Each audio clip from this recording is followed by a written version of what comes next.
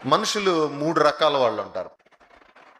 మొదటి వాళ్ళు ఎవరు అనంటే నిజ దేవుణ్ణి ఎరిగి ఆయన్ని తెలుసుకొని, అంటే నిజ దేవుడు ఎవరో, లోకరక్షకుడు ఎవరో, సృష్టికర్త అయిన దేవుడు ఎవరో గుర్తెరిగి ఆయన అడుగు జాడల్లో నడుచుకుంటా ఉంటారు.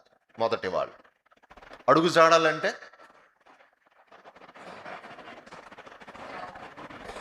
ఆయన ఏం చేయమంటారో అది చేస్తా, ఆయన ఏది చెయ్యొద్దంటారో అది చెయ్యకుండా ఉండటానికి ప్రయత్నం చేస్తా వాళ్ళ జీవితాన్ని కొనసాగిస్తూ ఉంటారు. మొదటి వాళ్ళు నిజ దేవుణ్ణి తెలుసుకొని ఆయన అడుగు జాడల్లో నడిచేవాళ్ళు.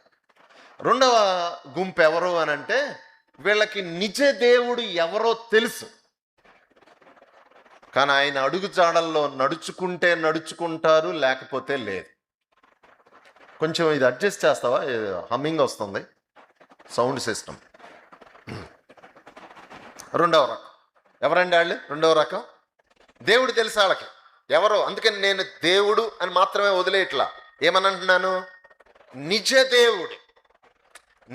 దేవుడు ఎవరో తెలుసుకుంటారు, కానీ ఆయన అడుగు జాడల్లో నడుచుకుంటే నడుచుకుంటారు, లేకపోతే లేదు. మూడవ రకం వీళ్ళకి నిజ దేవుడు ఎవరో తెలియదు. ఇప్పుడు ఇక్కడున్న 200 మందో 300 మంది అనుకుందాం. ఓకే, 300 మందివి ఈ 3 బ్యాచ్ల్లో నేనేమనుకుంటున్నానంటే ఖచ్చితంగా మొదటి బ్యాచ్ రెండవ బ్యాచ్ల్లో ఉండి ఉంటారు ఎవరో ఒకరు. ఇక్కడున్న వాళ్ళందరూ మూడవ బ్యాచ్ వాళ్ళు అరుదుగా ఉండి ఉంటారు. మూడవ బ్యాచ్ అంటే ఎవరండి? అసలు దేవుడు ఎవరో వాళ్ళకి తెలియదు, నిజ దేవుడే ఎవరో వాళ్ళకి తెలియదు. సో అలాంటి వాళ్ళు ఇక్కడ బహుశా ఈ షర్ట్ కింద ఉండి ఉండరు, ఈ మందిరంలో ఉండి ఉండరు. రైట్? సో ఈ మొదటి 2 బ్యాచ్ల్లో నువ్వు ఏ బ్యాచ్లో ఉన్నావో అర్థం చేసుకోవచ్చు. రైట్? అయితే ఇప్పుడు నేను ఒక కీర్తనలో ఒక అధ్యాయాన్ని, మీకు బాగా పరిచయం ఉన్న కీర్తన, ఆ కీర్తన చదివిస్తే అనుకుంటారు మీరు, అరే ఈ కీర్తన నుంచి ఇంక ఈయనేం చెప్తాడులే, ఇది తెలుసుగా అనుకుంటారు. మళ్ళీ చెప్తున్నా, ఆ కీర్తన తీయమనంగానే మీరేమనుకుంటారో తెలుసా? ఈ కీర్తన మాకు తెలుసుగా, ఈ కీర్తన నుంచి మనం ఏం నేర్చుకుంటాంలే, ఇంక అంత తెలిసిందేగా అనుకుంటారు. కీర్తనని వివరించిన తర్వాత అమ్మో ఈ కీర్తనలో ఎంత ఉందా అని అనుకుంటారు. ఆ కీర్తన ఏదో కాదండి, 23వ దావీదు కీర్తన. నేను క్విక్గా చదువుతాను మీకు. 23వ దావీదు కీర్తన క్విక్గా చదువుతాను. యెహోవా నా కాపరి, నాకు లేమి కలగదు. పచ్చిక గల చోట్ల ఆయన నన్ను పరుండ చేయుచున్నాడు. శాంతికరమైన జలముల యొద్ద నన్ను నడిపించుచున్నాడు. నా ప్రాణమునకు ఆయన సేద తీర్చుచున్నాడు. తన నామమును బట్టి నీతి మార్గంలో నన్ను నడిపించుచున్నాడు. గాఢాంధకారపు లోయలో నేను సంచరించినను ఏ అపాయమునకు భయపడను. నీవు నాకు తోడయ్యుందువు. నీ దుడ్డు కర్రయు నీ దండమును నన్ను ఆదరించును. నా శత్రువుల ఎదుట నీవు నాకు భోజనము సిద్ధపరచుదువు. నూనెతో నా తల అంటి ఉన్నావు. నా గిన్నె నిండి పొర్లుచున్నది. నేను బ్రతుకు దినములన్నీ కృపాక్షేమములే నా వెంట వచ్చును. చిరకాలము యెహోవా మందిరములో నేను నివాసము. ఎవరు రాశారండి ఈ కీర్తన? దావీదు గారు రాశారు. రైట్?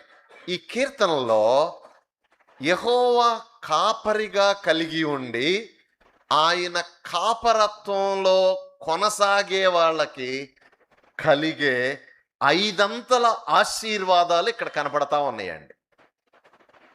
ఎవరికండి ఈ ఆశీర్వాదాలు? చర్చికి వచ్చే వాళ్ళందరికా?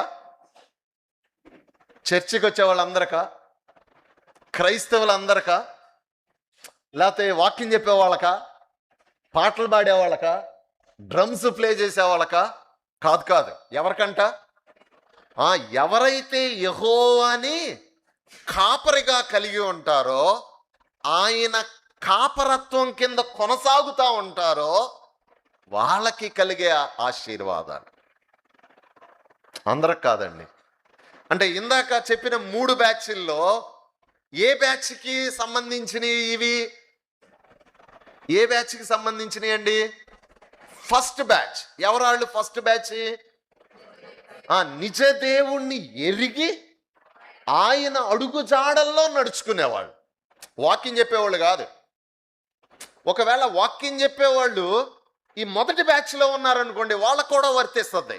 ఒకవేళ పాటలు పాడేవాళ్ళు ఈ మొదటి బ్యాచ్లో ఉన్నారనుకోండి, వాళ్ళకు కూడా వర్తిస్తాయి. ఒకవేళ ఇక్కడ కూర్చొని వింటున్న మీరు మొదటి బ్యాచ్లో ఉన్నారనుకోండి, మీకు కూడా వర్తిస్తాయి. బ్లెస్సింగ్ నెంబర్ 1 చూడటానికి ముందు చిన్న ప్రశ్న అడుగుతాను నేను మిమ్మల్ని. ఏంటి అని అంటే,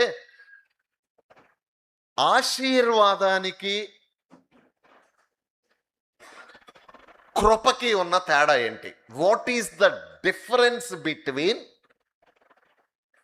blessing and grace?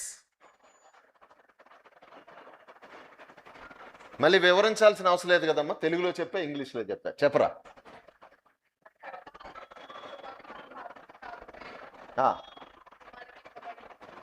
Okay, very good, చాలా బాగా చెప్పా. ఏం పేరు నీ పేరు అమ్మా? షారన్ చాలా చక్కగా చెప్పింది. ఏమందంటే బ్లెస్సింగ్స్ అంటే ఏంటి అని అంటే, బ్లెస్సింగ్స్ షరతులతో కూడినవి. మన జీడిఎం చర్చిలో వాగ్దానాలు ఇస్తారు కదండి, 31st నైట్ ఇస్తారా? ఎవరు? ఓకే, చాలా చర్చెస్లో వాగ్దానాలు ఇస్తారు కదా. వాగ్దానం తీసుకున్న తర్వాత కింద ఏముంటుంది? షరతు ఉంటుంది. అంటే ఫర్ ఎగ్జాంపుల్, దేవుడు కృప నీకు తోడుగా ఉండునుగాక అని అన్నారు అనుకోండి, షరతు ఉంటుంది కింద. ఇప్పుడు ఇక్కడ 2 ఆఫర్స్ ఉన్నాయి, చెప్పాను కదా. ఒకటి ఎవరికి ఆఫరు? దప్పికొన్న వాళ్ళకి. ఇంకొకటి ఏంటి ఆఫరు? రోకలు లేని వాళ్ళు. ఇప్పుడు దేవుడు ఏమన్నాడు? రోకలు లేని వాళ్ళకి ద్రాక్షారసాన్ని ఏమిస్తానన్నాడు? ఇంకా ద్రాక్షారసం పానం కాదండి, పానం మొదట వాళ్ళకి పాలనే, పాలు ద్రాక్షారసాన్ని ఇస్తానన్నాడు. మొదటి వాళ్ళకి ఏమన్నాడు? దప్పికొన్న వాళ్ళారా నీళ్ళ దగ్గరకు రండి, నీళ్ళు ఇస్తాను నేను మీకు అన్నాడు.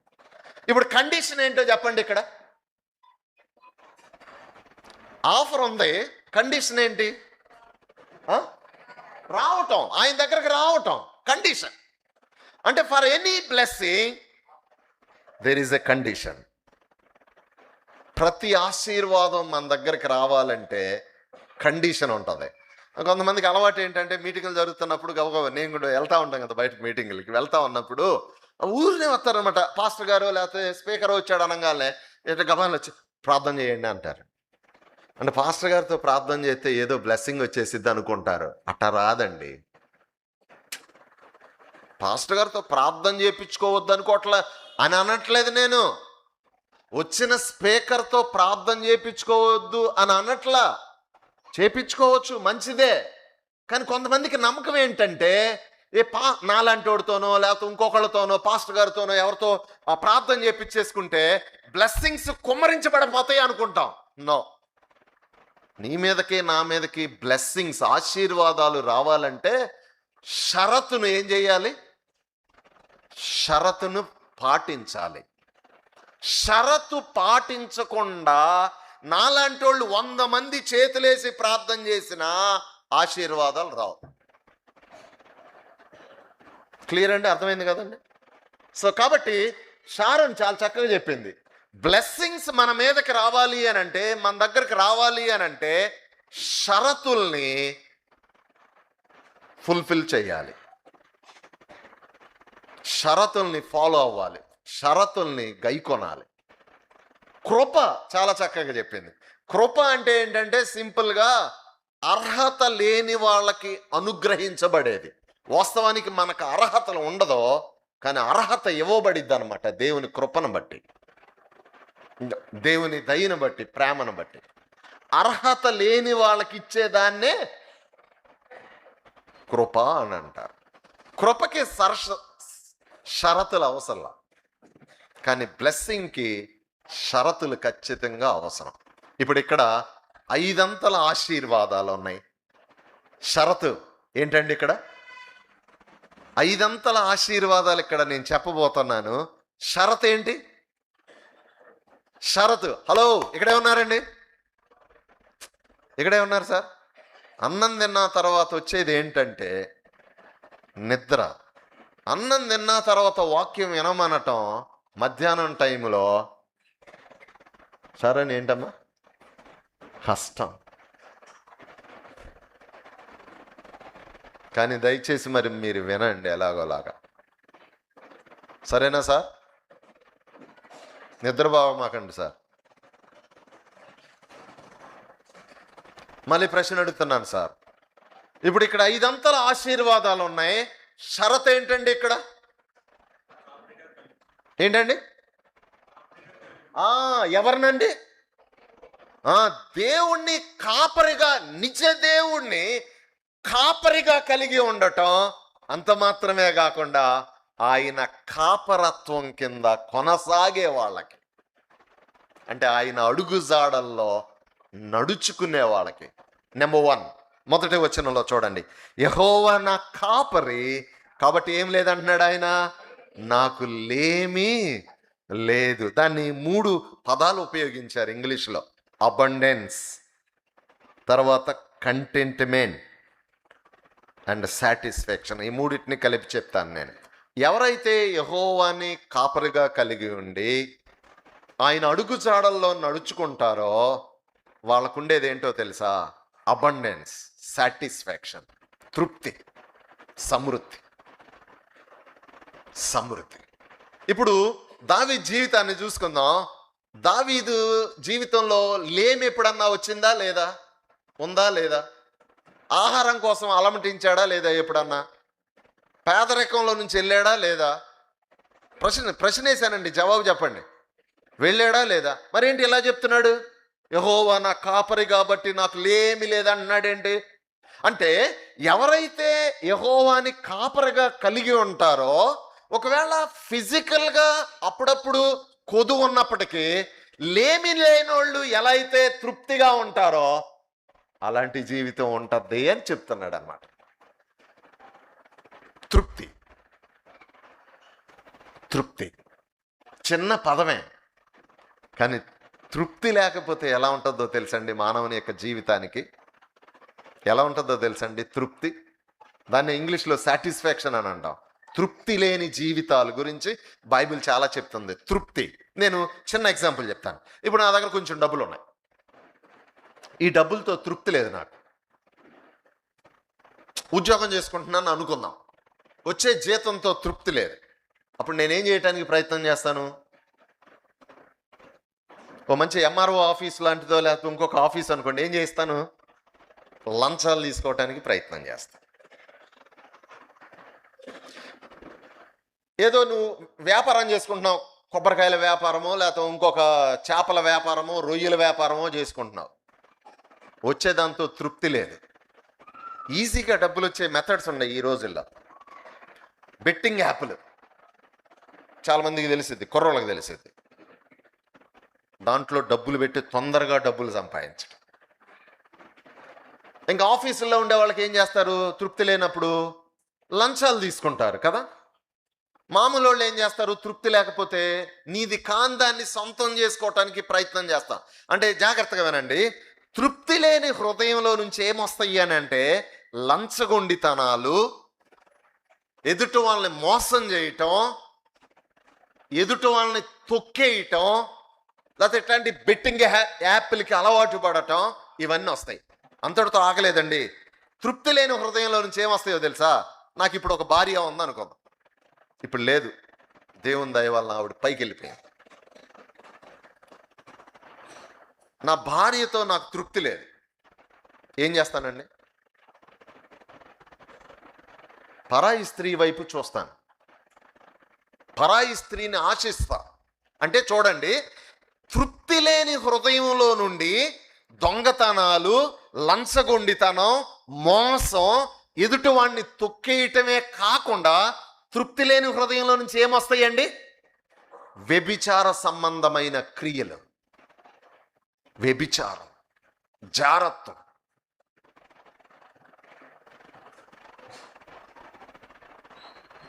దావీదు అంటా ఉన్నాడు, యెహోవా నా కాపరి, నా లైఫ్ తృప్తిగా ఉంది, తృప్తిగా ఉంది. ప్రియ సహోదరి సహోదరుడా, ఈ మధ్యాహ్నకాల సమయం అనాలా, సాయంకాల సమయం అనాలా, ఏది అర్థం కావట్లేదు. ఈ మధ్యాహ్నకాల సమయంలో తృప్తిగా జీవిస్తున్నావా? నీకున్న దాంతో తృప్తిగా జీవిస్తున్నావా? బైబిల్లో మనకి తెలుసు, నేను ఏ స్థితిలో ఉన్నానో ఆ స్థితిలో కంప్లీట్ చేయండి. ఎవరైనా పెద్దలు వెళ్ళిపోయారండి అందరూ అండి.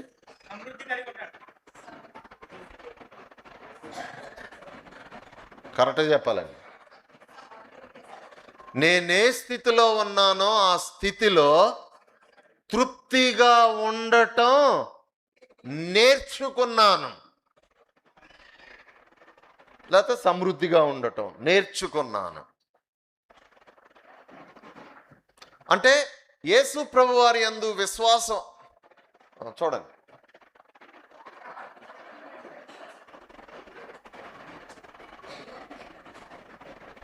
అయిపోయిందమ్మా, చూడటం అయిపోయింది.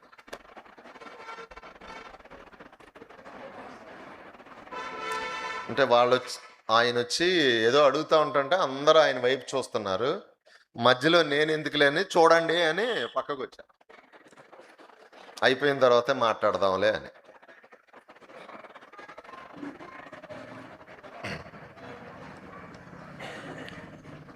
యేసు ప్రభు వారి యందు విశ్వాసం ఉంచి పాపాలు ఒప్పుకొని పశ్చాత్తాపడిన వెంటనే ఏమొస్తుందండి? ఏమొస్తుంది సార్? పెద్దగా చెప్పండి సార్. సైతాన్ వస్తాడా? రక్షణ సార్, రక్షణ. యేసు ప్రభు వారి యందు విశ్వాసం ఉంచి పాపాలు ఒప్పుకున్న వెంటనే జీవితంలోకి రక్షణ వచ్చింది. కానీ తృప్తి రావాలంటే, తృప్తికరమైన జీవితం రావాలంటే అలా ప్రాక్టీస్ చేయాలి. అంటే నేను ఇక్కడ ఏం చెప్పడానికి ప్రయత్నం చేశానంటే, యేసు ప్రభు వారి యందు విశ్వాసం ఉంచి పాపాలు ఒప్పుకొని పశ్చాత్తాపడితే రక్షణ వచ్చేస్తుందే, తృప్తి అలా రాదు. ప్రాక్టీస్ చేయాలి, అభ్యాసం చేయాలి, ప్రయత్నం చేయాలి. అంటే ఉన్న దాంట్లోనే బ్రతకటానికి ప్రయత్నం చేయాలి, ఇష్టపడాలి. ఇప్పుడు తృప్తి లేని హృదయంలో నుంచి ఏమేమి వస్తున్నాయండి? దొంగతనాలు. తృప్తి లేని హృదయంలో నుంచి లంచగొండితనం. తృప్తి లేని హృదయంలో నుండి మోసం చేయటం. తృప్తి లేని హృదయంలో నుండి ఇప్పుడు ఈయన రొయ్యల చెరువు వేశాడు, పక్కన వాళ్ళు రొయ్యల చెరువులో బాగా రొయ్యలు పండినాయి.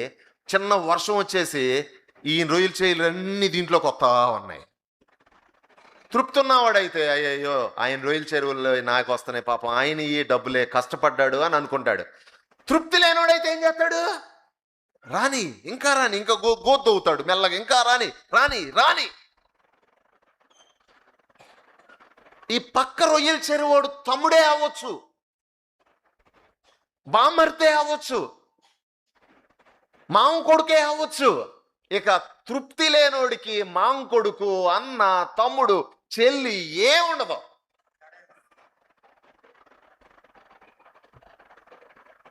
ప్రియ సహోదరి సహోదరుడా, ఈ ఉదయకాల సమయంలో తృప్తిగా జీవిస్తున్నావా? నువ్వు ఉన్న దాంట్లో ధైర్యంగా పౌలు గారు చెప్పినట్లు నేను ఏ స్థితిలో ఉన్నానో ఆ స్థితిలో తృప్తిగా జీవిస్తున్నానని చెప్పగలమా?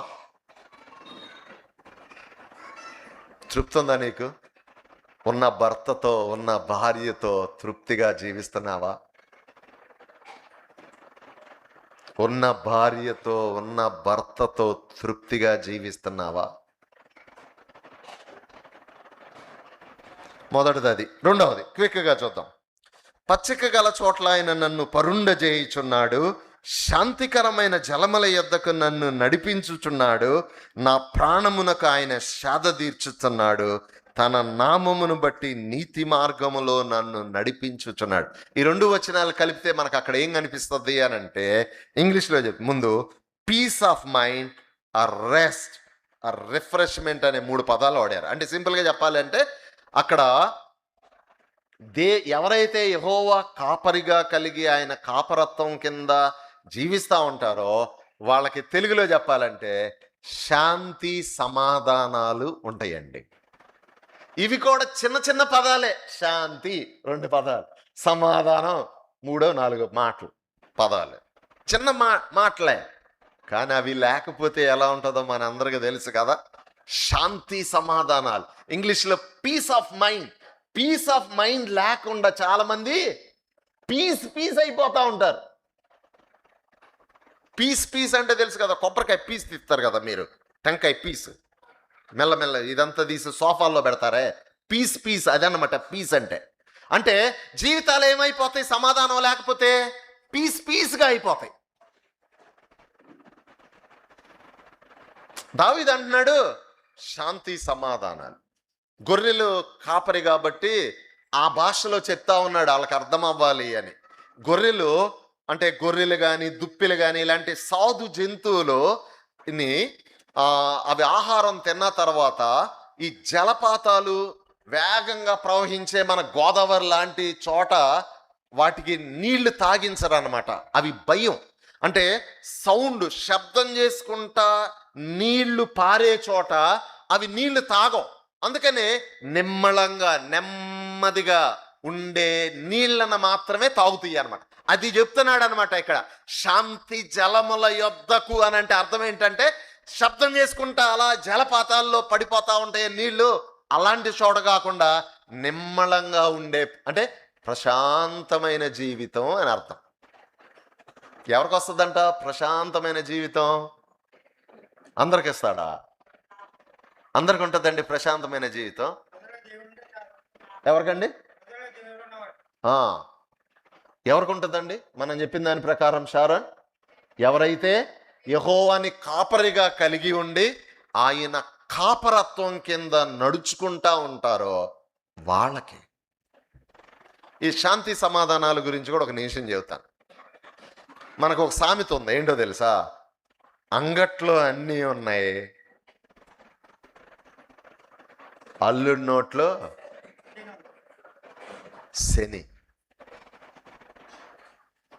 కొంతమందికి అన్నీ ఉంటాయి, కొబ్బరి తోటల్లో మంచి ఇల్లు,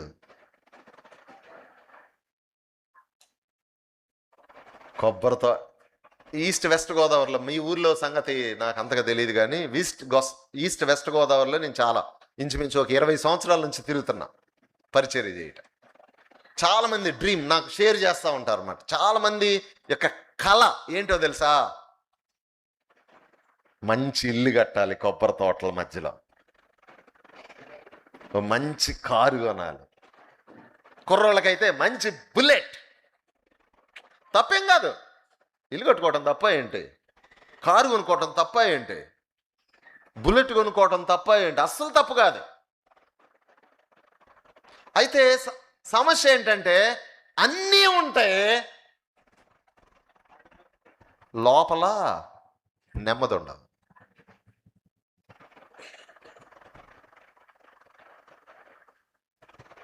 అన్నీ ఉంటాయి. కొంతమందికి అయితే ఒక 1/2 కేజీ బంగారం, ఒక 1/4 కిలో బంగారం, 1 కేజీ వెండి. కానీ ఈ ఉదయకాల సమయంలో, మధ్యాహ్న కాల సమయంలో ప్రశ్న ఏంటో తెలుసా? నీకు అన్నీ ఉన్నాయి, లోపల శాంతి సమాధానాలు ఉన్నాయా? రిఫ్రెష్ అవుతున్నావా? శాంతి ఉంటుందా? సమాధానం ఉంటుందా? ఎలా వస్తుంది శాంతి సమాధానాలు?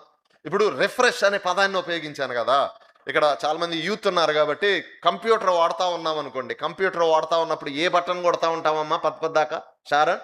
రిఫ్రెష్మెంట్ బటన్ కొడతాం కదా. రిఫ్రెష్ అంటే ఒక యంత్రానికే అది కొద్దిసేపు వాడంగానే దానికి ఏం కావాలండి? కొంచెం రిఫ్రెష్ అవ్వాలి. అది రిఫ్రెష్ అవ్వాలి. అలాగే ఇప్పుడు మన శరీరం, మీరు కొబ్బరి తోటల్లో బాగా అలసిపోయి పనిచేసి వచ్చి ఇంటికి వచ్చారనుకోండి, ఏమడుగుతారండి గబాల్నే? టీ కొంచెం. ఇందాక రాజారావు గారు, రాజ్బాబు గారు, సార్ మీకు సాయంత్రం ఏం కావాలి సార్? పాలు టీ కావాలా, గ్రీన్ టీ కావాలా అన్నాడు. ఆఫర్ ఇచ్చాడు నాకు ఆయన. దేనికి? ఆ వాక్య పరిచర్య చేసి అలసిపోయి వస్తారు కొంచెం రిఫ్రెష్ అవ్వటానికి. శరీరం అలసిపోయి ఉంటుంది కాబట్టి కొంచెం రిఫ్రెష్ అవుతాం. కొంతమంది టీ తాగుతారు, కొంతమంది ఇంకొకటి ఏదో తాగుతారు. మరి శరీరానికి రిఫ్రెష్మెంట్, యంత్రానికి రిఫ్రెష్మెంట్ ఉన్నప్పుడు మనసుకి రిఫ్రెష్మెంట్ అవసరం లేదా? ఎలా వస్తుంది ఆ రిఫ్రెష్మెంట్?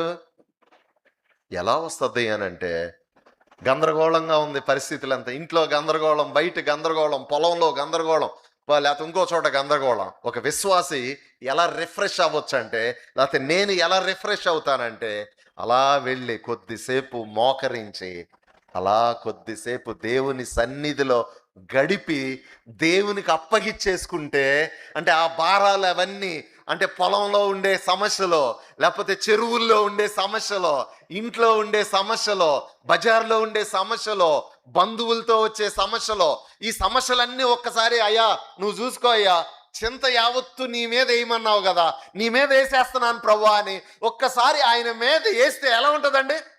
హాయిగా రిఫ్రెష్. చిన్నప్పుడు అడు ఇది కొడతా ఉండేవాడు. దీన్ని ఏమంటారండి? తబలా కొడతా ఉంటుండే. ఆడు కొట్టి కొట్టి కొట్టంగానే ఒక ఆయన ఇచ్చి టీ ఇస్తాడు అనమాట. టీ ఇచ్చి తాగంగానే ఏమంటాడు? కుర్రలు చెప్పాలి గబాల్నే, వా ఏమంటాడు? థాట్స్. అంటే అలా తాగంగానే ఇక రిఫ్రెష్ అయిపోయాడు అనమాట.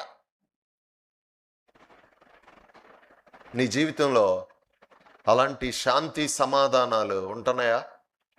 చాలామంది పైకి నవ్వుతూ ఉంటారు, లోపల చాలా గందరగోళం. పైకి అసలు ఈవిడికేం సమస్య అండి, కూతురు ఇంగ్లాండ్, కొడుకు అమెరికా, ఇంకో కోడలల్లా దుబాయ్, ఆవిడకేం సమస్య అండి, 10 ఎకరాల కొబ్బరి తోట ఉంది, ఆ కొబ్బరి తోట వెనకాల 10 ఎకరాల రొయ్యల తోట ఉంది, రొయ్యల చెరువు ఉంది, ఆవిడికేం సమస్య అని అనుకుంటాం మనం. కానీ లోపల లోపల అగ్ని పర్వతాలు ఉంటాయి. చెప్పుకుంటే పరువు పోయిద్దని చెప్పుకోరు చాలామంది. వయసు వచ్చిన పిల్లలతో సమస్య, వయసు వచ్చిన కూతురుతో సమస్య, భర్తతో సమస్య, భార్యతో సమస్య, ఇంట్లో అత్తతో సమస్య, కోడలతో సమస్య. చెప్పుకున్నావా పెద్దోళ్ళు ఏమనుకుంటారో, పెద్దలు ఏమనుకుంటారో, ఊరోళ్ళు ఏమనుకుంటారో. నేను ఈ మధ్య మీ ఊర్లో, మీ జిల్లాలోనే ఒక పెద్ద చర్చ్, అది లూథరన్ చర్చ్. వాక్యం అందించి మరలా ఈవినింగ్ వేరే చోటకి వెళ్ళిపోవాలి. నేను వాక్యం చెప్పిన వెంటనే బయటకు వచ్చేసాను. నాతో పాటు వాళ్ళని పిసిసి మెంబర్స్ అని అంటారు పెద్దల్ని. అక్కడ ఆ పిసిసి మెంబర్స్ నన్ను సాగనమ్మటానికి బయటకు వచ్చారు. నేను అలా నడుస్తూ ఉన్నాను కొంచెం అంత దూరం. ఒక ఆయన 55 సంవత్సరాలు ఉంటాయి, వైట్ అండ్ వైట్ వేసుకున్నాడు. గబగబా గబగబా ఆ పిసిసి సభ్యుల్ని నెట్టుకుంటా వచ్చి నా చెయ్యి ఇలా పట్టుకొని గబగబా రూమ్లోకి తీసుకెళ్ళిపోయాడు. పాస్టర్ గారు డ్రెస్ మార్చుకుంటారనమాట ఆ చర్చిలో. చర్చి పక్కన ఒక రూమ్ ఉంటుంది, లూథరన్ చర్చెస్లో అలా ఉంటాయి అనమాట. ఆ రూమ్లోకి తీసుకెళ్ళిపోయాడు. నన్ను తీసుకెళ్ళాడు, గడిపెట్టేశాడు.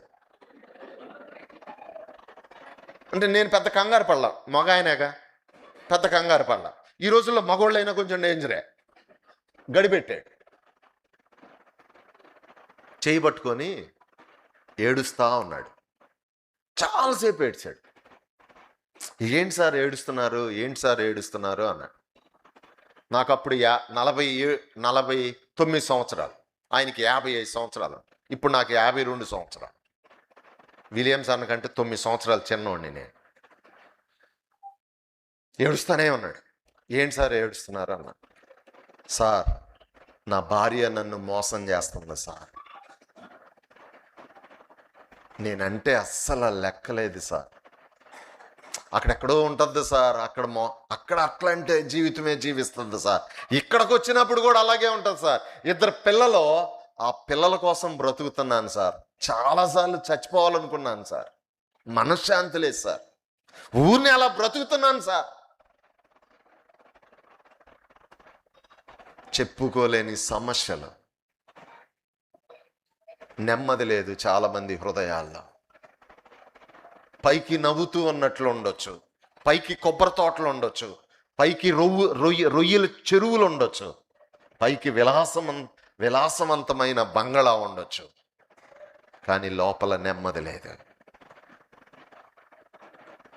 కొబ్బరి తోటలను అయితే డబ్బులతో కొనొచ్చండి, రొయ్యల చెరువులను కూడా డబ్బులతో కొనొచ్చండి, మిద్దెల్ని కూడా డబ్బులతో కొనొచ్చండి, బుల్లెట్లను కూడా డబ్బులతో కొనొచ్చండి. మనశ్శాంతిని, శాంతి సమాధానాల్ని యూ కెనాట్ బై ఎనీథింగ్. ఎవరివ్వగలరు? అందుకని దేవుడు ఏమన్నాడు తెలుసా? నా శాంతి మీకు అనుగ్రహించి వెళ్ళుచున్నాను, which world cannot give, which money cannot give, which gold silver cannot give. డబ్బు ఇవ్వలేనటువంటిది, బంగారం వెండి ఇవ్వలేనటువంటి, లోకం ఇవ్వలేనటువంటి నా శాంతి అని అంటున్నాడు. అసలు అక్కడ చూడండి, నా శాంతి. మీరు అక్కడికి వెళ్తే శాంతి దొరికిద్ది, అక్కడికి వెళ్తే శాంతి దొరికిద్ది అని చెప్పట్లా. ఏమన్నాడు? నా శాంతి మీకు అనుగ్రహించి వెళ్ళచ్చు అన్నా.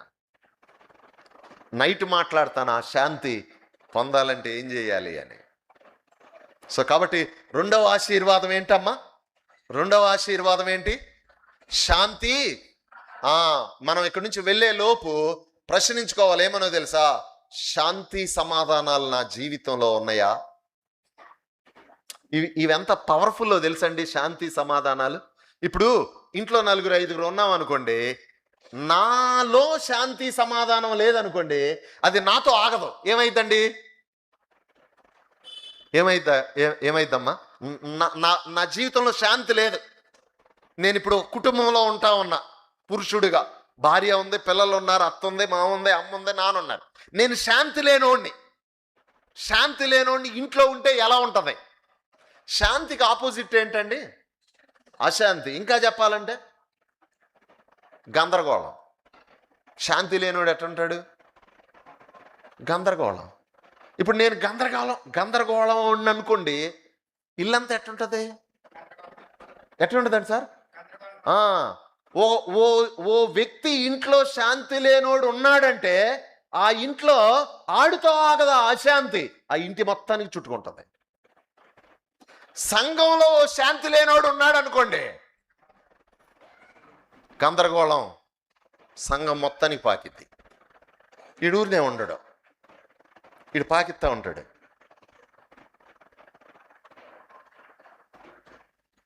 భార్య అశాంతి అనుకో,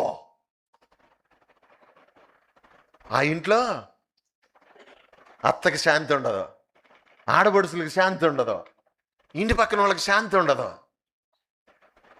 ఇప్పుడు మీకు అర్థమైందా శాంతి సమాధానాలు ఎంత ఎంత ప్రాముఖ్యమో? అమ్మా వినండి జాగ్రత్తగా. రొయ్యల చెరువులు లేకపోయినా పర్వాలా, కొబ్బరి తోటలు లేకపోయినా పర్వాలా, దుబాయ్ లాంటి ఇల్లు లేకపోయినా పర్వాలా, ఏముంటే చాలు? శాంతి సమాధానం. ఎవరిస్తారు? 2 ఆశీర్వాదాలు చూసాం మనం. మొదటి ఆశీర్వాదం ఏంటి? మొదటి ఆశీర్వాదం ఫాస్ట్గా చెప్పాలి. ఏంటండి? తృప్తి, సాటిస్ఫాక్షన్. రెండవది పీస్ ఆఫ్ మైండ్, శాంతి సమాధానాలు. మూడోది చూద్దాం. 4 వచనం చూడండి. గాఢాంధకారపు లోయలో నేను సంచరించినను ఏ అపాయమునకు భయపడను, ఎందుకంట నీవు నాకు తోడయ్యిందు, నీ దుడ్డు కర్రయు నీ దండమును నన్ను ఆదరించును. మూడవ ఆశీర్వాదం ఇక్కడ చెప్తా ఉన్నాడు. ఏమన్నా తెలుసా? చాలామంది నాలాంటి వాళ్ళు కొంతమంది ఏమని చెప్తా ఉంటారు, నేను చెప్పలే, నా లాంటి వాళ్ళు కొంతమంది పబ్లిక్లో యేసు ప్రభువారిని నమ్ముకోండి, జాగ్రత్తగానండి, యేసు ప్రభువారిని నమ్ముకోండి, మీ పిల్లలకి పెళ్ళిళ్ళు అయిపోతాయి, యేసు ప్రభువారిని నమ్ముకోండి, మీ పిల్లలందరూ దుబాయ్ వెళ్ళిపోతారు, యేసు ప్రభువారిని నమ్ముకోండి, మీరు ఎగ్జామ్స్లో పాస్ అయిపోతారు, యేసు ప్రభువారిని నమ్ముకోండి, మీ ఈఎంఐలన్నీ క్యాన్సిల్ అయిపోతాయి. ఈఎంఐలు అంటే తెలుసు కదండి? తెలుసండి? అప్పులకి స్టైల్గా పెట్టిన పేరే ఈఎంఐలు.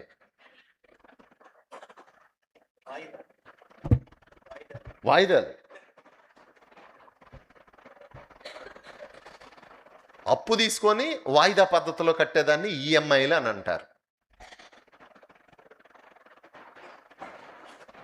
యేసయ్యని నమ్ముకుంటే మీ బాధలు పోతాయి, యేసయ్యని నమ్ముకుంటే మీ కష్టాలు పోతాయి, యేసయ్యని నమ్ముకుంటే మీ అప్పులు పోతాయి, యేసయ్యని నమ్ముకుంటే మీరు ఎగ్జామ్స్లో పాస్ అయిపోతారు, ఉద్యోగాలు వస్తాయి, పెళ్ళిళ్ళు అయిపోతాయి. ఇలా చెప్పంగానే జనాలు ఎలా వస్తున్నారండి మీటింగులకి? బొలోమని వచ్చేస్తా ఉన్నారు. కానీ ఇక్కడ దావీదు ఏమంటున్నాడు తెలుసా? గాఢాంధకారపు లోయలలో నేను సంచరించినను అంటే అర్థం ఏంటండి? గాఢాంధకారపు లోయలు అంటే ఏంటి? బాధలో, కష్టాలు, శ్రమలు, నిందలు, అవమానాలు, పేదరికం ఇవన్నీ ఉంటాయి. అయితే భయపడినా ఉన్నా నేను భయపడ్ను. ఎందుకు భయపడినంటే నీ దుడ్డు కర్ర, నీ దండం నన్ను. ఆ రోజుల్లో గొర్రెల కాపరి చేతుల్లో రెండు రకాల కర్రలు ఉండేవి అనమాట. ఒకటి దుడ్డు కర్ర, దీంతో శత్రు అంటే ఏదన్నా పులో, సింహమో ఏదన్నా అలాంటివి వస్తే వాటిని కొట్టడానికి, తర్వాత మందని సరిగా డైరెక్ట్ చేయటానికి.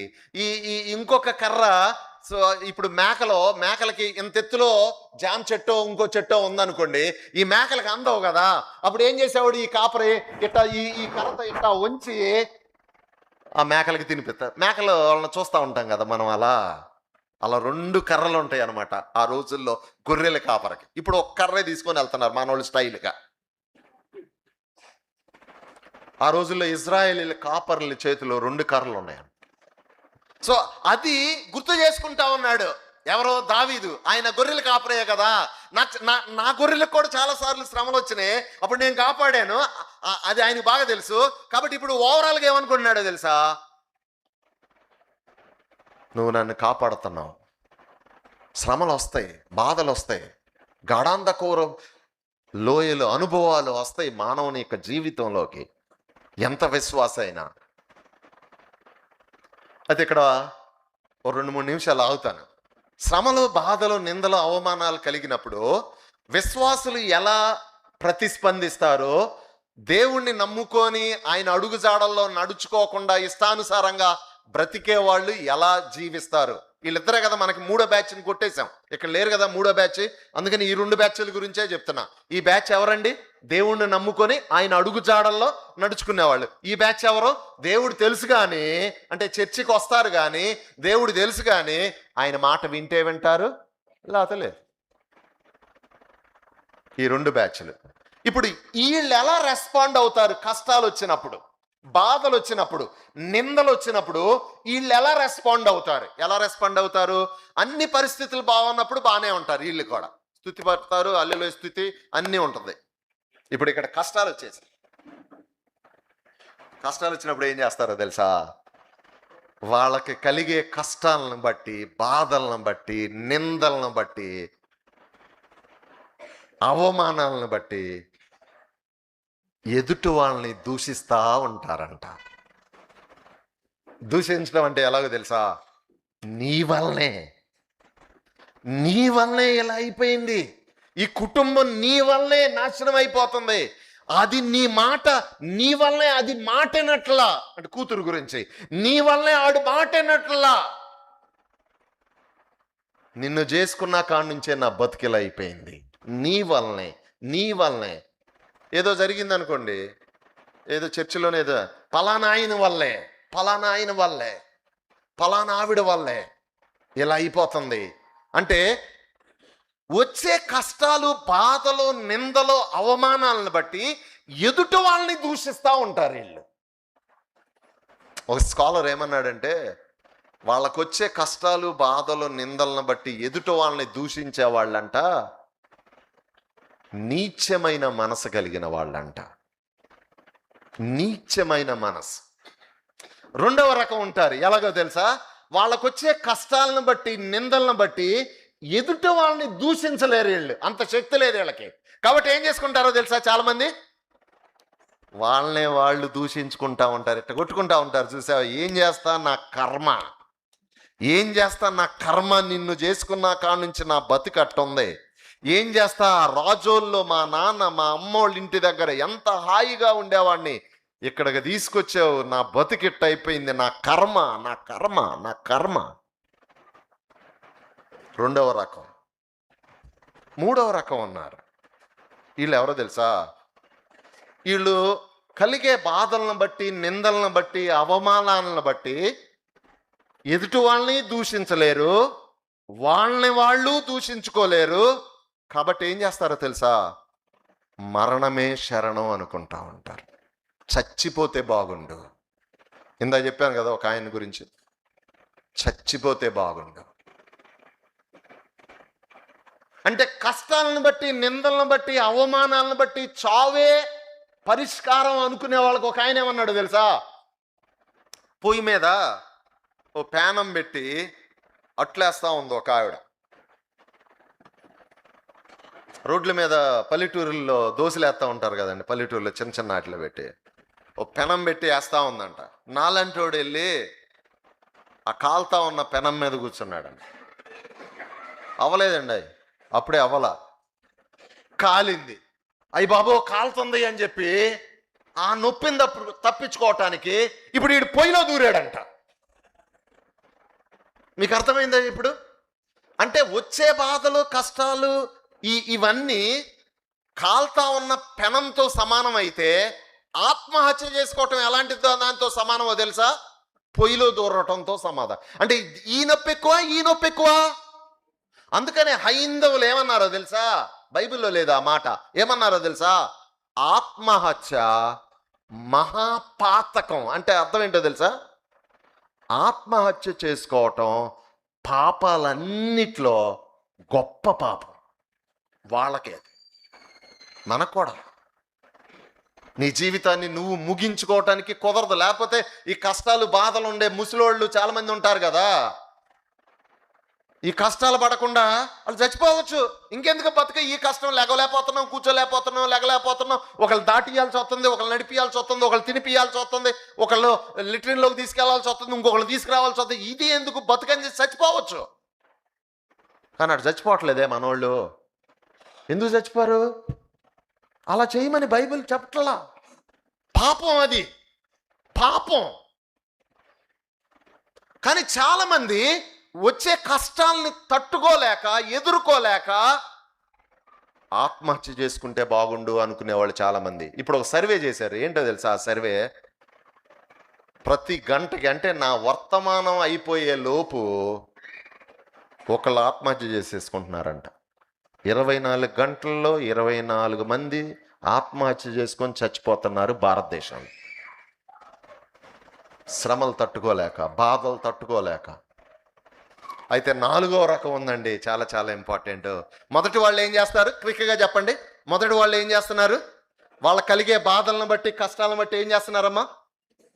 ఎదుటి వాళ్ళని నిందిస్తున్నారు. నీ వల్లనే, నీ వల్లనే. అందుకని కొన్ని కుటుంబాల్లో చూస్తూ ఉంటాం, నీ వల్లనే, నీ వల్లనే, ఎప్పుడు చూసినా ఇదే, నీ వల్లనే, నీ వల్లనే, నీ వల్లనే. ఆడెప్పుడు నా వలన అనుకోడాడు, నీ వల్లనే, నీ వల్లనే. అందుకనే మన ప్రార్థనలు కూడా చాలాసార్లు ఆవిడ్ని మార్చు ప్రభువా, ఈవిడ్ని మార్చు ప్రభువా, మా పలానాయన్ని మార్చు ప్రభువా అంటాం. కానీ ఇంట్లో సంగతే నన్ను మార్చు ప్రభువా నాన్న, మా అమ్మను మార్చు ప్రభువా, మా అత్తను మార్చు ప్రభువా, మా కోడలను మార్చు ప్రభువా, మా నేను కూడా, మా అమ్మకి ఇప్పుడు 80 years. మా డాడీ చనిపోయారు, మా అమ్మ బ్రతికే ఉంది. మా అమ్మ కొంచెం నోరు కొంచెం మా నాన్న కంటే ఎక్కువ. మా నాన్న చాలా సాత్వికుడు, మా అమ్మ కొంచెం మాట్లాడుతుంది. ఆవిడతో కొన్ని ప్రాబ్లమ్స్ వస్తూ ఉంటాయి మా కోడలకి. అప్పుడు బతుకున్నప్పుడు, నా వైఫ్ బ్రతుకున్నప్పుడు వాళ్ళిద్దరు చిన్న చిన్న ఫ్రిక్షన్, ఫైటింగ్. నా వైఫ్ నుంచి పెద్ద సమస్య ఉండలేదు. అంటే నువ్వు నీ భార్యని అలా వెనకేసుకురామాకండు అనుకుంటారు ఇక్కడ ఉన్న అత్తలు వాళ్ళంతా. అలా వెనకేసుకొని రావట్లా. నా భార్య కొంచెం సౌమ్యురాలే, కానీ మా అమ్మ వాళ్ళ సమస్య వచ్చేది కొన్నిసార్లు, ఎక్కువ 90% వచ్చేది అనమాట. ఈ వచ్చినప్పుడల్లా చిన్న ఫ్రిక్షన్. వాళ్ళిద్దరి మధ్యలోకి నేను వెళ్ళంగానే సమస్య పెద్దది అయ్యేది. పురుషులారా నేను చెప్తున్నాను, కుర్రోళ్ళు ఆ కోడలు అత్త ఏదన్నా మాట్లాడుకుంటా ఉంటుంటే కొంచెం అలా చూస్తూ ఉండండి. మీరు మధ్యలోకి వెళ్ళారా? పెద్దవాళ్ళని అడగండి ఏమైతే. అప్పుడు నేనేమని ప్రార్థన చేసేవాడిని అంటే, ప్రభువా మా అమ్మను మార్చు ప్రభువా. నిజంగా చేశా చాలాసార్లు. మా అమ్మను మార్చు ప్రభువా, ఇంట్లో నెమ్మది ఉండట్లేదు ప్రభువా, సేవ చేసుకునేవాడిని ప్రభువా, ఇంట్లో ఇట్లా ఉంటే ఎలా ప్రభువా, బయటికి వెళ్ళి ఏం చెప్పగలను, ఇదే నా సమస్య ఇది. బయటికి వెళ్ళి ఏం చెప్పగలను ప్రభువా, ఇంట్లోనే ఎలా ఉంటే నేను బయటికి వెళ్ళి ఏం చెప్పగలను ప్రభువా, ఇలా చాలాసార్లు అడుగుతుంటే ఓసారి దేవుడు ఏమన్నాడో తెలుసా, అరే మీ అమ్మకి వయసు ఎంతరా అన్నాడు. 70 అప్పుడు 75 సంవత్సరాలు అనమాట. ఇప్పుడు 80, ఆవిడకి అప్పుడు 70-75 మధ్యలో ఉంది. మీ అమ్మకి వయసు ఎంతరా, 70-72 అలా ఉండేది ప్రభువా. నీ వయసు అప్పుడు నాకెంత, 40-45 ఆ రేంజ్లో ఉంది. అప్పుడు యేసయ్య అన్నాడు, అరే మొక్క అయితే వంగిద్దా మ్రానైతే వంగిద్దా అన్నాడు. ఏమన్నాడు? ఆ మొక్క అయితే వంగిద్దా మ్రానైతే వంగిద్దా అన్నాడు. ఏం చెప్తాం స్వీటీ? మ్రాన్ అంటే పెద్ద చెట్టు, మొక్క అంటే చిన్నది. ఏది వంగిద్ది వంచాలనుకుంటే? అమ్మ ఏది వంగిద్ది? కోడళ్ళ వినాలి. ఏది వంగిద్ది? మొక్కే వంగిద్ది. మ్రాన్ ఎందుకు వంగదో? మ్రాను పెద్దది, వంగదో. అప్పుడు యేసయ్య అన్నాడు, అరే మీ అమ్మ మ్రాన్ అయిపోయిందిరా, వంగదో. అట్లాగే ఉంటారు ఇక వాళ్ళు, ఇంకా చాదస్తం పెరిగిపోయిద్ది, వంగదు. ఇక నువ్వు వంగు, మీ ఆవిడ్ని కూడా నెమ్మదిగా చెప్పుకొని వంగించుకో. ఆమ్ మారాలి అని ప్రార్థన చేయి మాకు. ప్రభువా ఆమె అలాగే ఉంటది, మ్రాను కాబట్టి మొక్కనైనా నేను ఆ మ్రాను ఎదుట ఎలా వంగాలో నేర్పు ప్రభువా. ఇక ఆ రోజు నుంచి మా అమ్మను మార్చు ప్రభువా అని ప్రార్థన చేయలేదు. మా అమ్మ అలాగే ఉంటది, నేను ఎలా నడుచుకోవాలో నాకు నేర్పు ప్రభువా అని ప్రార్థన చేశాను. రైట్, 4వ సంగతి చెప్పేస్తాను. మొదటి వాళ్ళు ఏం చేస్తారండి? ఎదుటి వాళ్ళని నిందిస్తూ ఉంటారు. రెండో వాళ్ళు ఏం చేస్తారు? తన్ను తానే నిందించుకుంటా ఉంటారు. మూడో వాళ్ళు ఏం చేస్తారు? ఈ రెండు చేయలేక ఆత్మహత్యే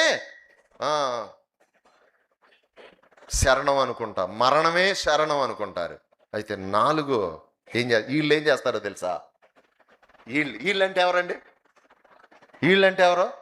యెహోవా కాపరిగా కలిగి ఉండి ఆయన కాపరత్వం కింద కొనసాగే వాళ్ళు ఏం చేస్తారో తెలుసా? వాళ్ళకి కలిగే బాధలను జాగ్రత్తగా వినాలి. వాళ్ళకి కలిగే బాధలను బట్టి, నిందలను బట్టి ఎదుటి వారిని నిందించుకోరు, వాళ్ళే నిందించుకోరు. మరణమే శరణం అనుకోకుండా ఒక ఆయన శరణం కోరతారండి. ఎవరు శరణం అండి? దేవుని శరణం. అంటే దేవుని పాదాల మీదకి వచ్చి దేవుని శరణం కోరతారు. ఎవరైతే దేవుణ్ణి ఆశ్రయిస్తారో, దేవుని శరణం కోరతారో 2 జరుగుతాయి సార్. అప్పుడు అలా విన్నారు కదండి, 2 జరుగుతాయండి. మొదటిది ఏంటో తెలుసా? బాధల నుంచి అయినా తప్పిస్తాడు, బాధల్ని ఎదుర్కొనే శక్తినైనా ఇస్తాడు. మీకు ఎలాగుందో నాకు తెలియదు కానీ జాగ్రత్తగా వినండి. బాధల నుంచి అయినా తప్పిస్తాడు, బాధల్ని ఎదుర్కొనే, ఇంకేం కావాలండి విశ్వాసకి? బాధల నుంచైనా తప్పిస్తున్నాడు, బాధల్ని ఎదుర్కొనే శక్తిని ఇస్తున్నాడు. బైబిల్లో మీకు 1-2 ప్రశ్నలు వేస్తాను. సమస్యలు వచ్చినాయి, బాధలు వచ్చినాయి, దేవుడికి ప్రార్థన చేశారు, బాధలు పోలేదు, కానీ బాధలను ఎదుర్కొనే శక్తిని ఇచ్చాడు. ఎవరున్నారు చెప్పండి అలాంటి వాళ్ళు? ఓల్డ్ టెస్టిమెంట్లో ఎవరున్నారు? న్యూ టెస్టిమెంట్లో ఎవరున్నారు? యోబు. అబ్బా రిథమిక్గా చెప్పారు సార్ మీరు, అసలు సూపర్.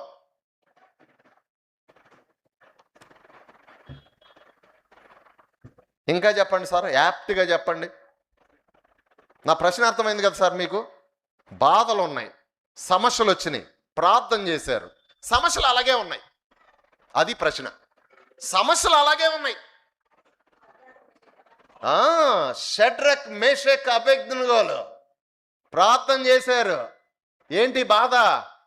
అగ్నిగుండం అక్కడే ఉందా? తీసేశాడు అగ్నిగుండం.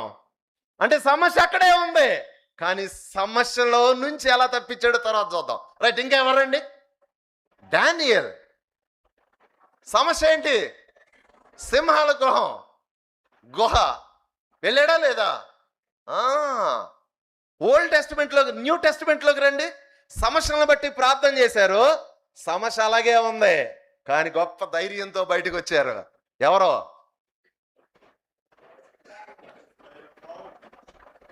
పౌలు గారు. ఏముందండి ఆయన సమస్య?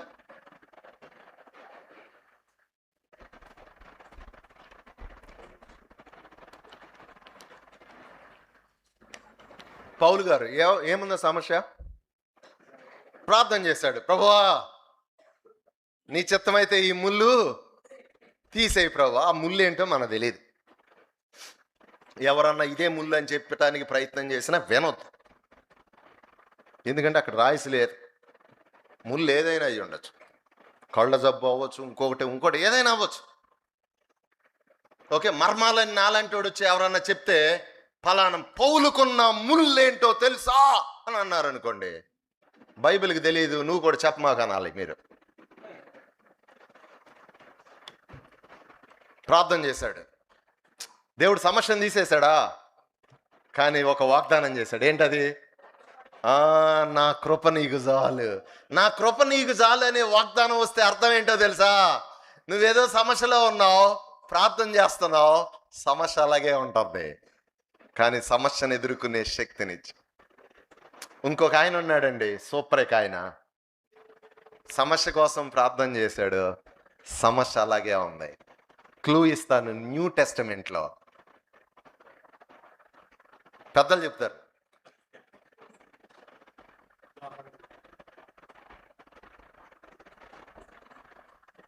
స్వయాన యేసు ప్రభు వారండి.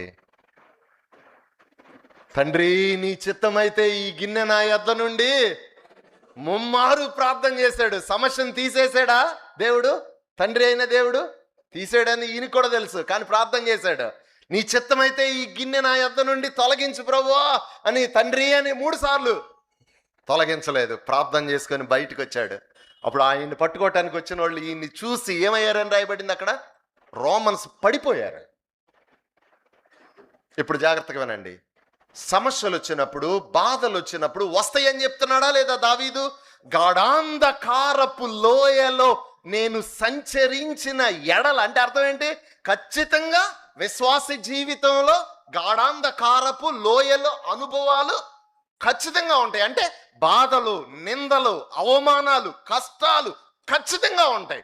అసలు నీకు బాధలు, కష్టాలు, అవమానాలు యేసుప్రభు వారిని నమ్ముకొని యేసుప్రభు వారిలో నువ్వు కొనసాగుతా ఎలాంటి బాధలు, కష్టాలు, నిందలు, అవమానాలు వస్తున్నాయి అంటే అర్థం ఏంటో తెలుసా? నువ్వు యేసుప్రభు వారిలో బాగా బలంగా ఉన్నట్లు అన్నమాట. గాఢాంధకారపు లోయల్లో సంచరించినను నీ దుడ్డు కర్రయు నీ దండమును నన్ను.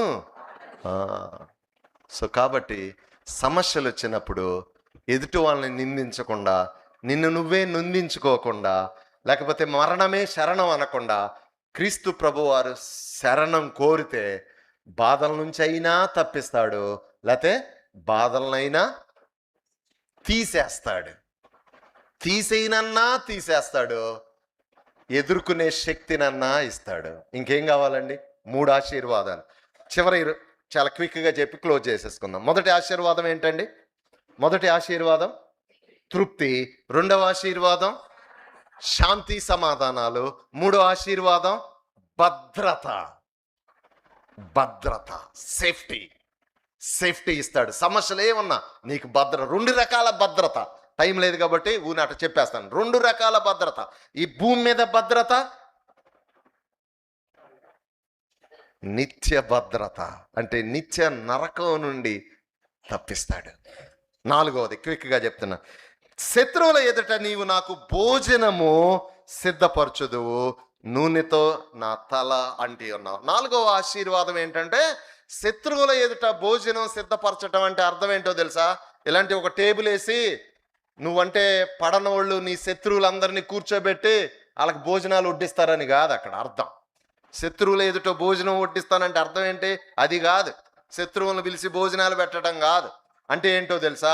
నిన్నెవరైతే తృణీకరిస్తారో, నిన్నెవరైతే నీచంగా మాట్లాడు, ఏంటి వాళ్ళు అంత పెద్ద కారు కొనారా, ఏంటి ఆవిడ సావిత్రి ఇల్లు కట్టిందా, ఏంటి సావిత్రి వాళ్ళ ఆయనకి చెప్పండి. కొంతమంది ఇలా అనుకుంటారు కదా, ఇళ్ళ పక్కన వాళ్ళు, ఏంటి ఆడు అంత ఇల్లు కట్టాడా, ఏంటి ఆడు రొయ్యల చెరువు కొన్నాడా.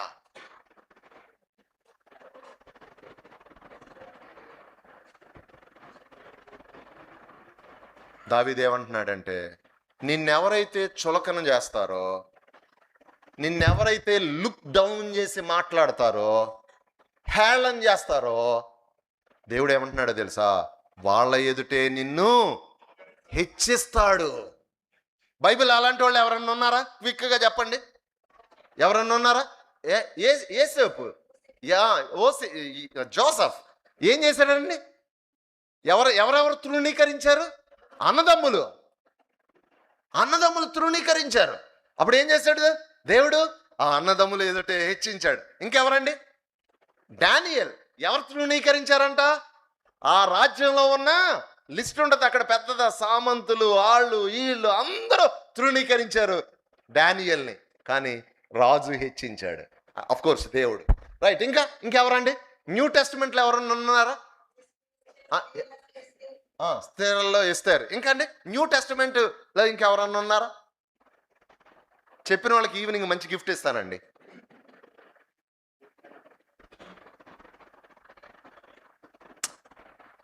మన సమస్య ఏంటంటే చాలాసార్లు అసలైన వదిలేస్తూ ఉంటాం మనం. ఇందాక చెప్పలా మీరు, స్వయాన యేసుక్రీస్తు అండి. ఎవరు తృణీకరించారు ఈయన్ని?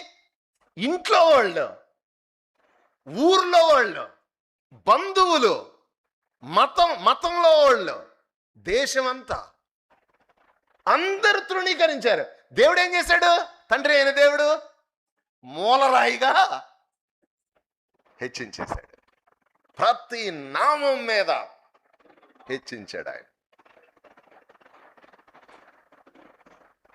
నూనె శత్రువుల ఎదుట భోజనము సిద్ధపరచటం అంటే ఏంటి అని అంటే, నిన్నెవరైతే తృణీకరించారో, నిన్నెవరైతే హేళన చేశారో, ఏంటి వాళ్ళ అమ్మాయిని డాక్టర్ చదివిస్తుందా చైనా పంపించి ఇట్ట అనుకుంటారు కొంత. ఏంటి అది చైనా పంపించిందా అంటే అంత స్తోమత ఉందా దానికి అన్నట్టు అనమాట. వాళ్ళ అమ్మాయి డాక్టర్ అయ్యి BMW కారులో అలా కొబ్బరి తోటల్లో నుంచి వస్తుంటే ఈడిటా నోరు తెరిచి వస్తా ఉంటుంది. అట్లా చేస్తాడు దేవుడు, తెలుసా? దేవుడు అట్లా చేస్తాడు. ఏంటి ఆడు ఆ రెడ్డి గారి ఇంటి పక్కన ఉన్న కొబ్బరి తోట ఈ రామయ్య గాడు కొన్నాడా? కొంతమంది అలా అనుకుంటా ఉంటారు. దేవుడు ఆళ్ళ ముందే అలా హెచ్చిచ్చేస్తా ఉంటాడు. ఇక చివరిది, ఇంక చాలా ఉన్నాయి కానీ దీంట్లో టైం లేదు కాబట్టి చివరిది ఏంటి అని అంటే, నూనెతో నా తల అంటి ఉన్నావు, నా గిన్నె. మొదటి ఆశీర్వాదం ఏంటండి? తృప్తి. రెండవ ఆశీర్వాదం శాంతి సమాధానాలు. మూడో ఆశీర్వాదం భద్రత. నాలుగో ఆశీర్వాదం గౌరవం. మనం తెచ్చిపెట్టుకుంటే రాదండి ఆ గౌరవం, దేవుడు ఇవ్వాలి ఆ గౌరవం. మనం తెచ్చిపెట్టుకుంటే కొంతమంది ఆ గౌరవం కోసం తహతహలాడుతూ ఉంటారు, ఆ గౌరవం కోసం కదా. కొన్నిసార్లు మీకు ఇక్కడ ఎలా ఉంటుందో నాకు తెలియదు, కొన్ని మీటింగులు జరుగుతూ ఉంటాయి బయట, పెద్ద పెద్ద మీటింగులు. ఆ మీటింగులు జరుగుతూ అంటే ఇప్పుడు నేను కూడా పెద్ద మీటింగ్ నుంచి వచ్చా, 1000 మంది వచ్చారు మాకు ఆ మీటింగ్కి. స్టేజ్ వేసాం. కొంతమందిని స్టేజ్ మీదకి పిలుస్తూ ఉంటాం, కొంతమందికి స్టేజ్ మీదకి పిలవం. కొంతమందిని స్టేజ్ మీదకి పిలవకపోతే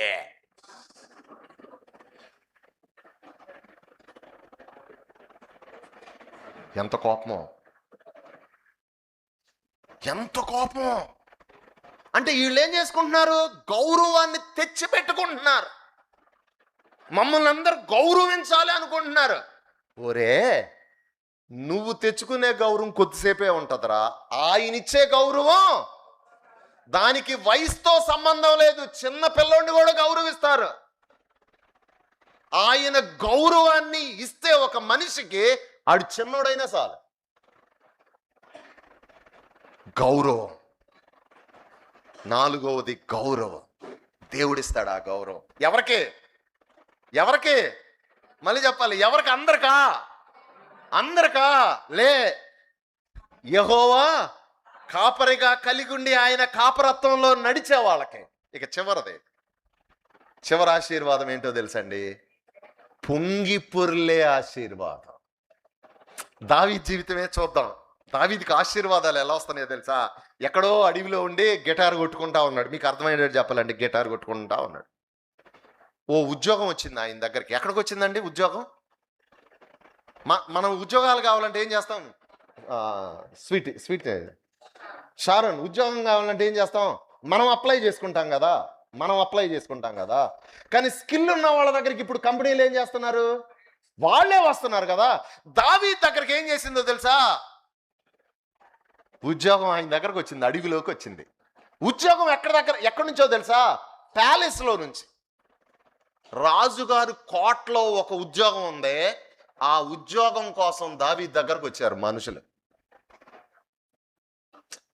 ఆశీర్వాదం అంతటితో ఆగల, ఉద్యోగం వచ్చేసింది మనోడికి. ఆ తర్వాత ఏం జరిగిందో తెలుసా? ఉద్యోగం ఇచ్చిన రాజు ఏమన్నాడో తెలుసా? ఒరే దావీదు, నా కూతురుని చేసుకోరా అన్నాడు. అంటే రాజుగారు కూతురు. మనోడు ఎవరో గొర్రెలు కాపరే. ఆశీర్వాదాలు చూడండి ఎలా వస్తా ఉన్నాయి. అందుకని ఇక్కడ ఏమన్నాడు? నేను బ్రతుకు దినములన్నీ అంటే దావీదు కృపాక్షేమాలు వెనకాల ఇలా పడతా ఉన్నాయి అన్నమాట. దావీదు ఉద్యోగం కావాలా? ఇచ్చేస్తా. దావీదు ఇంకేం కావాలి? పెళ్లి కావాలా? ఇచ్చేస్తా. దావీదు ఇల్లు కావాలా? దావీదు బుల్లెట్ కావాలా? బుల్లెట్ అంటే నా బాగా ఇష్టం. ఇంటర్మీడియట్ లో బుల్లెట్ వేసుకొని తిరిగేవాడిని. ఇప్పుడు నాకు అకామిడేషన్ ఇచ్చిన రాజ్బాబు గారు ఇంట్లో కూడా బుల్లెట్ ఉంది. సాయంత్రం ఒక రౌండ్ వేద్దామా సార్?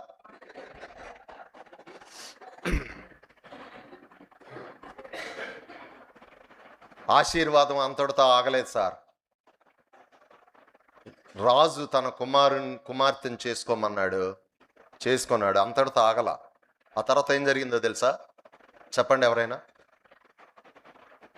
చెప్పిన వాళ్ళకి సాయంత్రం మంచి గిఫ్ట్.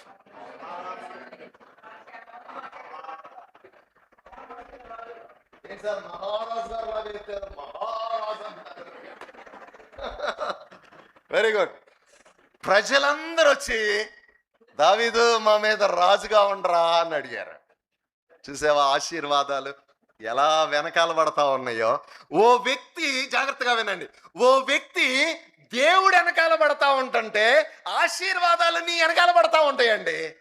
కానీ మనం ఏంటో తెలుసా? రివర్స్ అంటే ఆశీర్వాదాలు వెనకాల పడతా ఉంటాం. నూరా అంటా ఉంటాం. ఎవరిని? ఆశీర్వాదాలు వెనకాల వెళ్తా ఉంటాం. ఆశీర్వాదాలు వచ్చినట్టే వస్తా ఉంటాయి, పోతా ఉంటాయి. పండినట్టే వండుతున్నాయి రొయ్యలు, కాసినట్టే కాస్తున్నాయి. ఏంటయ్యి? ఆశీర్వాదాల కోసం ప్రయత్నం చేస్తే దొరికినట్లే దొరుకుతాయి, పోతాయి. బైబిల్ నియమం ఏంటి అని అంటే, మొదట నా రాజ్యాన్ని, నా నీతిని వెతుకు. అప్పుడు నీకేం కావాలో, ఉద్యోగం కావాలా, పెళ్లి కావాలా, ఏది కావాలంటే అది ఆయన సమయంలో ఆయన ఇచ్చేస్తా ఉంటాడు. కృపాక్షేమాలు నా వెంట, ఏమన్నాడండి? నా వెంట అవే పడుతున్నాయి వెనకాల. ఇక చివరికి కన్క్లూజన్ అండి, సూపర్ ఉంటుంది. 5 ఆశీర్వాదాలు. యెహోవా కాపరత్వం కిందక ఉండే వాళ్ళకి 5 ఆశీర్వాదాలు. ఆశీర్వాదం నెంబర్ 1 తృప్తి. ఆశీర్వాదం నెంబర్ 2 శాంతి సమాధానాలు. ఆశీర్వాదం నెంబర్ 3 భద్రత. ఆశీర్వాదం నెంబర్ 4 గౌరవం. మనం తెచ్చిపెట్టుకునే గౌరవం కాదు. ఒకవేళ నేను పెద్దను అనుకోండి, సంఘంలో పెద్దగా ఉన్నంతసేపే గౌరవం ఉంటుంది. పెద్దగా దిగిపోతే, కానీ దేవుడిచ్చే గౌరవం ఎలా ఉంటుందో తెలుసా? నువ్వు పెద్దవైనా పెద్దవ కాకపోయినా గౌరవం అలాగే ఉంటుంది. ఇక చివరి ఆశీర్వాదం, పొంగి పొర్లే వద్దంటే వచ్చేస్తా ఉన్నాయి. దావీదుకి వద్దంటే వచ్చేస్తున్నాయి. ఇక చివరి కన్క్లూజన్ చూడండి, సూపర్ ఉంటుంది, చదవండి. నా వెంట వచ్చెను, చిరకాలము యెహోవా మందిరములో నేను నివాసము. దీన్ని నేను ఇలా రాసుకున్నాను అనమాట. ఒకటి, ఆయన కాన్ఫిడెన్స్ని తెలియచేస్తా ఉంది. రెండవది, ఆయన డిజైర్ తెలియచేస్తా ఉంది. డిజైర్ ఏంటి అని అంటే, నీ సన్నిధి ఉంటే నా చాలు ప్రభా, నీ సన్నిధిలో ఉండాలి. మనకు పాటలు కూడా ఉన్నాయి కదా, నీ సన్నిధి ఉంటే ఏం పాట సార్? నీ ప్రేమ చాలయ్యా, నీ నీడ చాలయ్యా, నీ మాట చాలయ్యా, నీ చూపు చాలయ్యా, నువ్వు ఉంటే చాలయ్యా. అది ఎంతవరకు నిజమో మనమే ప్రశ్నించుకోవాలి. నిజంగా యేసయ్య ఉంటే నాకు చాలా, ఏమన్నా లేకపోయినా ఎవరి కాలం ప్రశ్నించుకోవాలి. ఈయన ఏమంటున్నాడంటే, నీ సన్నిధి ఉంటే చాలయ్యా, నీ సన్నిధి. ఇంకో కాన్ఫిడెన్స్ ఏంటో తెలుసా? చిరకాలం నేను నీ సన్నిధిలో ఉంటానంటే అర్థం ఏంటంటే, నీ రాజ్యంలో చిరకాలం ఎక్కడ ఉంటుందండి దేవుని సన్నిధి? మనకు అర్థమయ్యేటట్లు చెప్పాలంటే అట్లా. అంటే ఆయనకి ధైర్యం చూడండి, నేను నీ రాజ్యంలో ఉంటానయ్యా. చివరి ప్రశ్న, ఇక్కడ కూర్చున్న మన అందరం దావీదుకున్న ఆ ఆశ, దావీదుకున్న ఆ ధైర్యం, అంటే ఆయన వస్తే ఆయనతో పాటు నేను ఉంటాను, ఆయన వస్తే ఆయనతో పాటు నేను ఉంటాను. ఆ ధైర్యం ఉందా? ఒక చిన్న సన్నివేశంతో నా మాటలు ముగిచ్చేస్తాను. గోదావరిలో జరిగిన సన్నివేశం.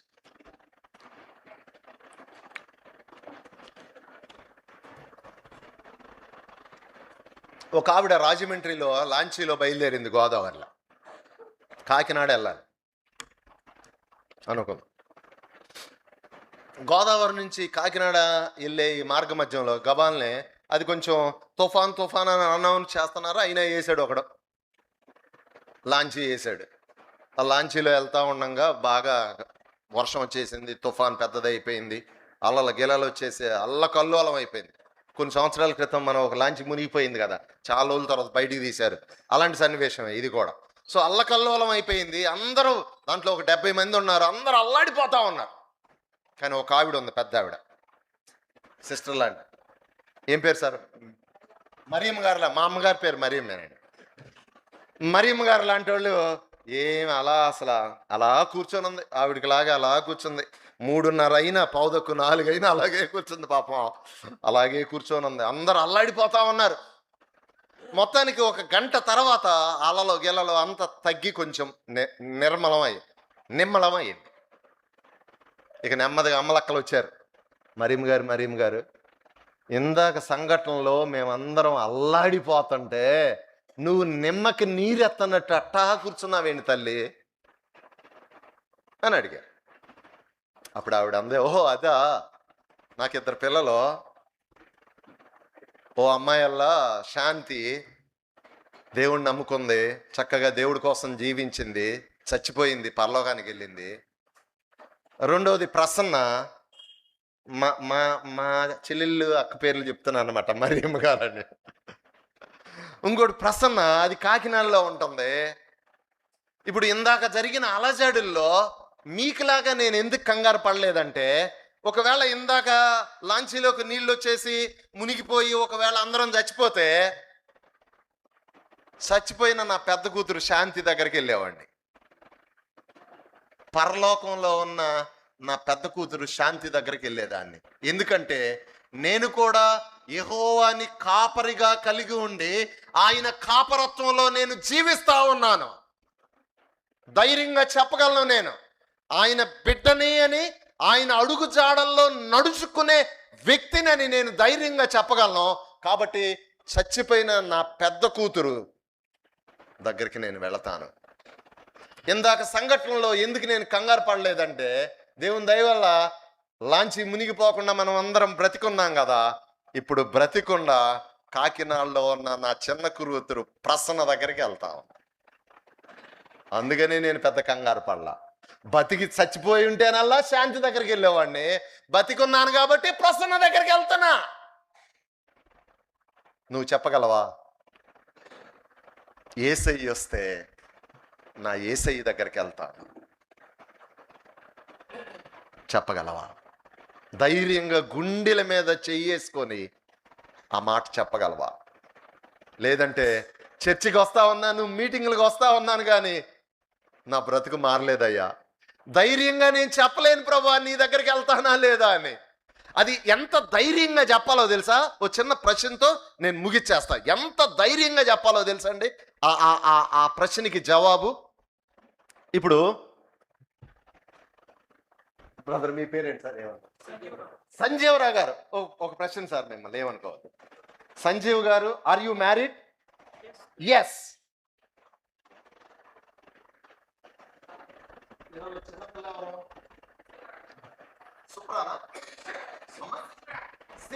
Are you married? నో. జాగ్రత్తగా వినాలి. సుప్రాని అడిగినప్పుడు నీకు పెళ్ళయిందా అంటే లేదు అని అంది. సార్ని అడిగితే అవును అని అన్నారు. ఆలోచించుకొని చెప్తానన్నారా? టైం ఏమన్నా తీసుకున్నారా? ఇప్పుడు మనకు ఎలా ఉండాలో తెలుసా? నువ్వు ఆయన వస్తే పరలోకానికి వెళ్తావా? నీ బతుకు మారిందా? గుండెల మీద చెయ్యేసుకొని చెప్పగలవా? నువ్వు నిజంగా రక్షించబడ్డావా? నువ్వు నిజంగా దేవుని బిడ్డవయ్యావా అన్న ప్రశ్నకి జవాబు ఏమని రావాలో తెలుసా? ఎస్ అని అన్నా రావాలి, నో అని అన్నా రావాలి. అర్థమవుతుందండి నా మాట?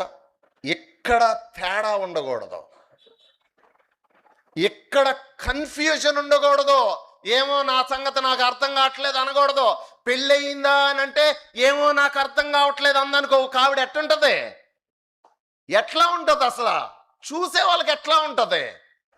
అలాగే నువ్వు చచ్చిపోతే పరలోకానికి వెళ్తావా, యేసయ్య వస్తే పరలోకానికి వెళ్తావా అని ఒకవేళ నిన్ను ప్రశ్న అడిగితే ఎస్ అని అన్నా చెప్పాలి, నో అని అన్నా చెప్పాలి.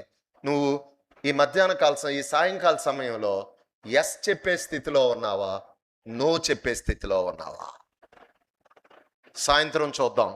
ఒకవేళ ఎస్ చెప్పాలి గట్టిగా అంటే ఏం చెయ్యాలి సాయంత్రం డీటెయిల్గా. కానీ మీరు ఆలోచిస్తా వెళ్ళండి. ఏమైనా ఆలోచిస్తా ఉండాలి. నేను ఎస్ చెప్పగలనా, నో చెప్పగలనా? ఉత్తుత్తిగా చెప్పొద్దండి. అందుకని భక్సింగ్ గారు ఏమంటారో తెలుసా? ఈ ప్రశ్నకి జవాబు ఎలా చెప్పాలి అని అంటే సత్యంతో చెప్పాలి, సంతోషంగా చెప్పాలి. ఇంకో సాం ఉందండి, సత్యం సంపూర్ణం,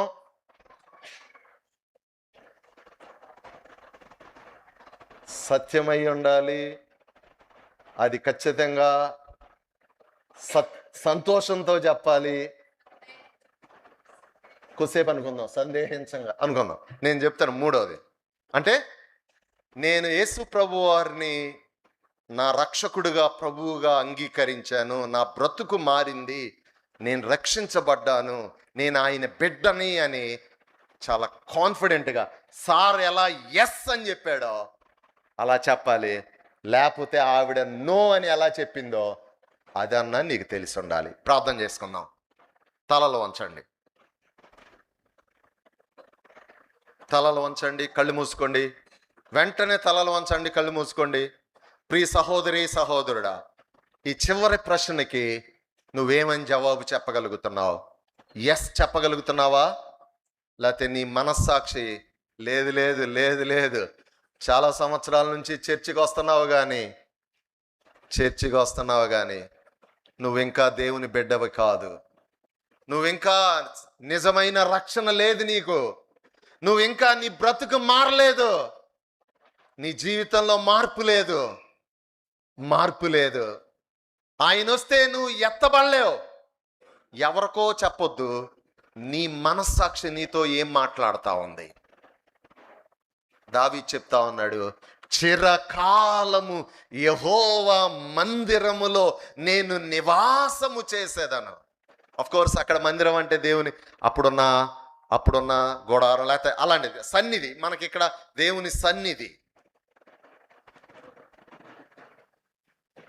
5 అంతల ఆశీర్వాదాల గురించి చూసాం.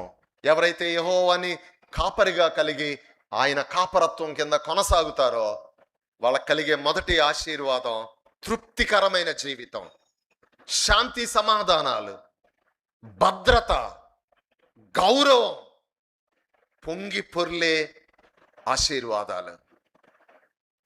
ప్రతి వ్యక్తి కోరుకుంటాడు ఇవి కావాలని. కానీ ఎవరైతే ఆయన కాపదల కింద ఉంటారో, ఆయన అడుగుజాడల్లో నడుచుకుంటారో వాళ్ళకే. మిక్కిలి ప్రేమిస్తూ ఉన్న ప్రభువా మీకు వందనాలు, స్తోత్రాలు. ఈ 5 ఆశీర్వాదాలు మేము పొందాలి అని అంటే మీరు మా కాపరిగా, మీ కాపరత్వం కింద మేము కొనసాగే వాళ్ళంగా ఉండాలి ప్రభువా. దావీదుకి కలిగిన ఆశ, దావీదుకి ఉన్న ఆ కాన్ఫిడెన్స్ మాకు కూడా మీరు అనుగ్రహించమని యేసు నామములో అడిగి ప్రార్థిస్తున్నాము తండ్రి. ఆమేన్.